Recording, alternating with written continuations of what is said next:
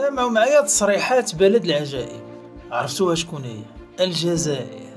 هذا تصريح ديال وزير جزائري حصرا، تيقول لك ترامب الا فرق الفريت وفرق بيتزا على الشعب ديالو، هاد القضيه درناها حنا قبل منه، وترامب كيتعلم منا اللي درنا حنا تيديرو هو.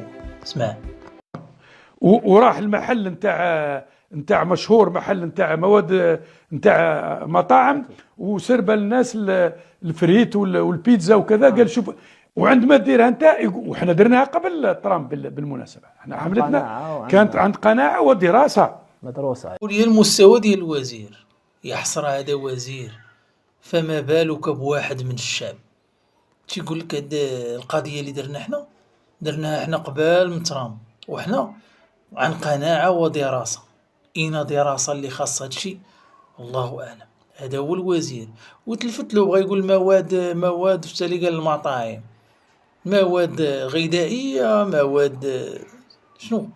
كمل اصاحبي، راك وزير وعندك ما تقول. سد اخويا.